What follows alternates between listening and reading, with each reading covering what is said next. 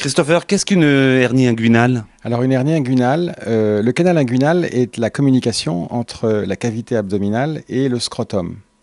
Et on a une hernie inguinale lorsqu'un segment d'intestin, souvent l'intestin grêle, se glisse dans le canal inguinal contre le cordon testiculaire. Et lorsque ce segment intestinal est incarcéré, on a alors une hernie inguinale étranglée. Alors, ça touche tous les chevaux, sous-entendu les hongres, les femelles, les mâles? Non, ça touche exclusivement les mâles, puisqu'il faut qu'il y ait présence de testicules et de cordon testiculaire dans le canal inguinal pour que le canal soit suffisamment grand pour qu'une anse intestinale puisse s'y glisser. Alors, quels sont les symptômes? Comment se manifeste une hernie inguinale? Le cheval est dans son box. Comment on repère une hernie inguinale?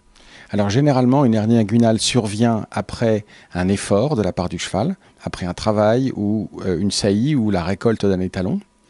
Dans ce cas-là, le cheval est légèrement inconfortable, il présente des signes de colique, pas toujours très violents. Et le signe vraiment caractéristique, c'est le durcissement du testicule, du scrotum, et le refroidissement du scrotum. Le scrotum devient froid. Alors, en ce qui vous concerne, quel est le geste opératoire?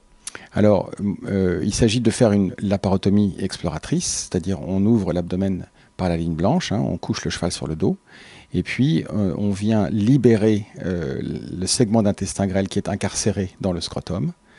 Et ensuite, le geste chirurgical est plus ou moins complexe en fonction de l'état du segment intestinal concerné. Si on a une nécrose du segment intestinal concerné, il faut faire une entérectomie, une résection de ce segment d'intestin. Alors ça, c'est un geste particulièrement délicat. Oui, c'est un geste qui nécessite beaucoup de pratique et beaucoup d'expérience. Le pronostic n'est pas toujours de 100%. Enfin, quels sont les risques, notamment pour un étalon? Alors, si la hernie inguinale n'est pas détectée rapidement, on risque d'avoir donc une nécrose du segment intestinal avec un état de choc et une chirurgie compliquée avec une entérectomie.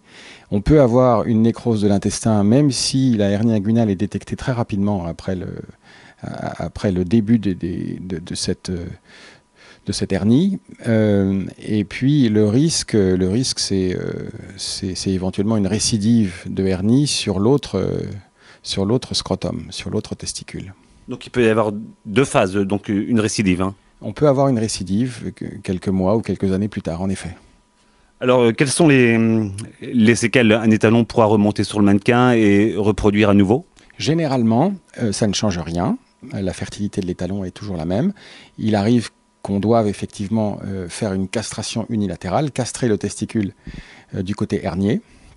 Parfois, on n'a pas besoin de le faire, mais souvent, on a besoin de le faire parce que donc le cordon testiculaire a été comprimé et donc le testicule est nécrosé.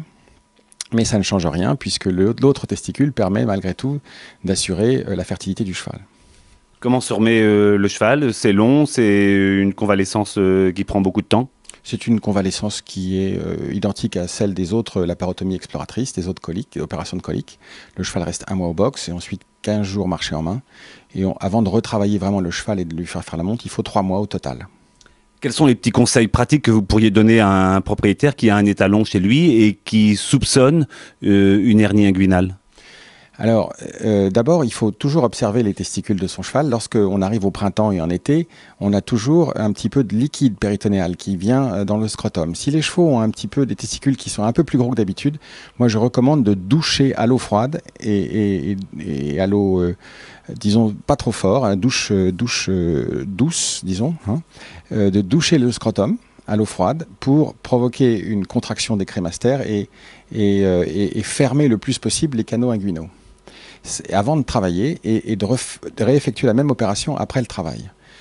Si on n'a rien observé de particulier sur son cheval, c'est toujours bien de faire une douche à l'eau froide après le travail, de toute façon. Et naturellement, il faut toujours observer son cheval après un travail, l'attacher à 2 longes et attendre qu'il soit bien sec et observer ses symptômes, ne pas le jeter dans le box et l'oublier jusqu'au lendemain matin. Là, on prend un risque.